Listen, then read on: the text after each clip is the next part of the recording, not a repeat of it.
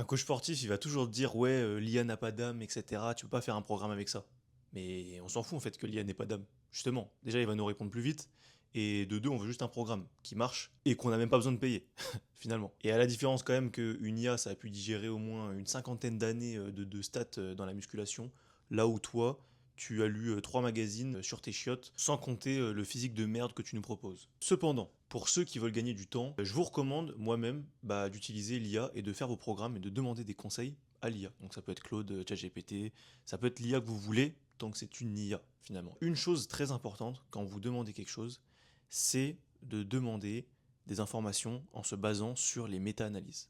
Les méta-analyses, qu'est-ce que c'est? C'est tout simplement la golden analyse. Tu vois, en gros, il y a des études scientifiques qui sont faites, et des fois, il y a des études scientifiques qui peuvent être faussées, qui peuvent être corrompues, qui peuvent être tout simplement payées par des commerciaux qui veulent juste mettre en avant leurs produits et leurs services, et du coup qui font des fakes études. Ok, c'est pour ça qu'il faut faire attention, non seulement à baser son savoir sur des études, mais pas seulement des études, mais des études qui sont fiables, tu vois.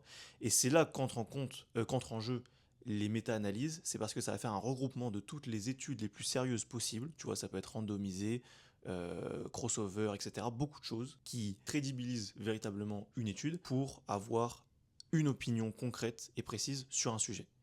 Et tu vois, typiquement, quand tu demandes à l'IA, ouais, quels sont les trois meilleurs exos à faire pour les bras, eh ben ne lui demande plus ça, demande-lui quels sont les trois meilleurs exos à faire pour les bras selon les méta-analyses pour favoriser le plus d'hypertrophie. Et c'est là que l'IA c'est bien, mais il faut bien utiliser l'IA.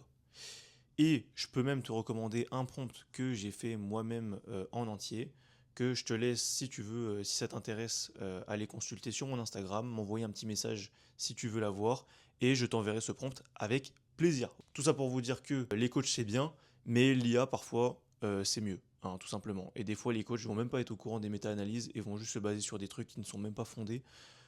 Finalement, est-ce que l'IA va pas remplacer l'humain? Oui, voilà.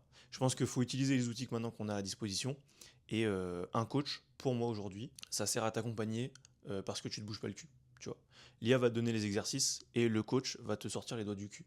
Et c'est pour ça d'ailleurs que je propose moi-même un accompagnement où je vais vous assister à côté des infos qu'on va trouver et qui sont adaptées pour vous pour que vous progressiez en fait le plus vite possible.